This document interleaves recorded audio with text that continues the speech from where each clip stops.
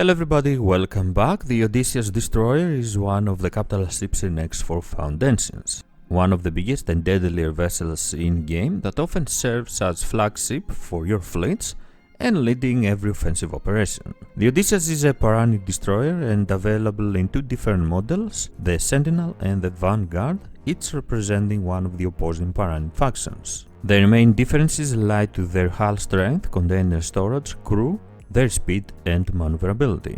The Sentinel has a hull of 119,000 MJ, while the Vanguard a bit less than 100,000 at 99,000 MJ. The storage container of the Sentinel is at 2040 and for the Vanguard at 1,700. In terms of crew, the Vanguard can carry 48, 8 more than the Sentinel, and they can both have one medium ship and two small ships docked at the same time, while having the capacity to store internally up to 10 medium and 40 small ships, operating like this as a mini carrier. They can also carry up to 10 drones, 160 missiles, 250 deployables, and 5 countermeasures. From their base stats, it is obvious that the Sentinel is sturdier and more suited to perform pure offensive operations, while the Vanguard might be better in capital versus capital boarding operations. We will focus on the Sentinel today and try to create a nice loadout starting with the engines.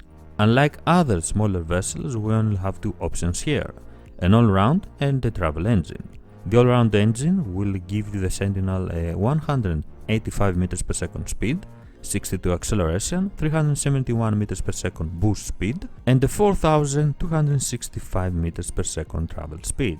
With the travel engine, the speed will drop to 177 meters per second, the acceleration to 59, boost speed to 353 meters per second, and only the travel speed will go up to 4,415 meters per second. The difference in speed between the two engines is minimal.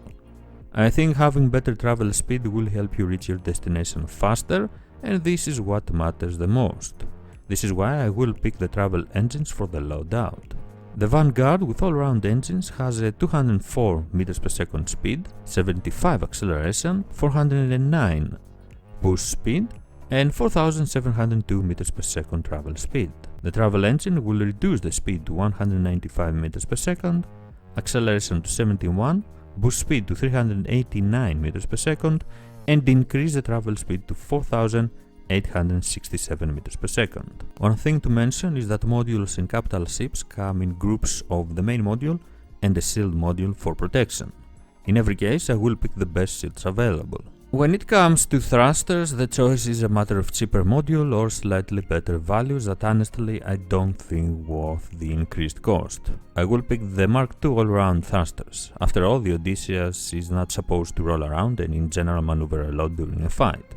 The Vanguard with the same thrusters has slightly better values and maneuverability. The best shields available that we will replace as soon as possible with the best LAD ones. Our shield strength is at 72,730 that, along with the Odysseus' strong hull, increase the destroyer's survivability. I will also replace every other shield on our loadout with the LAD ones. Finally, let's pick our weapons.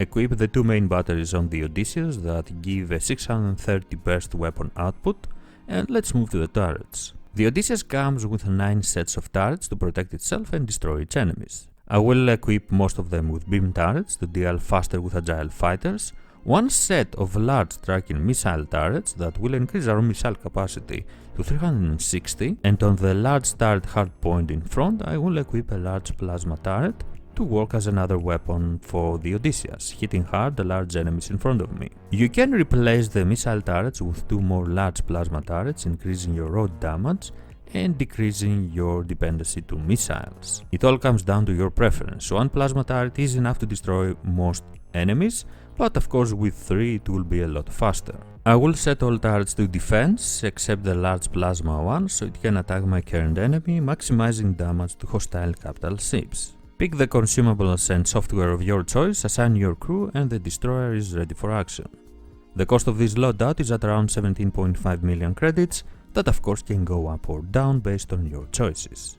In the interior you can visit the bridge and the dock area. The bridge is gorgeous and very impressive with many screens around, and a very clear view of the surrounding area. I was pleasantly surprised when I first entered the bridge of the Odysseus, and honestly it was one of those wow moments. You can walk around in the dock area and admire traveling like this. The ability to dock several small and medium ships is viable and can help you transfer a small fleet around with ease. The Odysseus is a sturdy offensive platform. It can fight against an enemy fleet and emerge victorious. I consider it a dedicated anti-capital platform that can hold its ground against an enemy destroyer and its escort with ease, thanks mainly to its superb hull strength. Of course, it is better to have smaller ships escorting your destroyer, picking off smaller and agile enemies, making it easier for you to focus on enemy capital ships. I have taken my Odysseus into Xenon territory and fought several destroyers and their escort fleets without facing any serious issues. No matter your loadout, the Odysseus is capable of engaging a sizable hostile force and should be your number one option if you are after your enemy's capital ships and installations. A very sturdy capital ship that will be essential if you are planning an offensive operation or in general an all-out war. Thank you very much for joining me. If you enjoyed the video, please don't forget to leave a like, subscribe for more, and hit the little bell to never miss a video. I am SquidofLove and I will see you next time. Bye bye.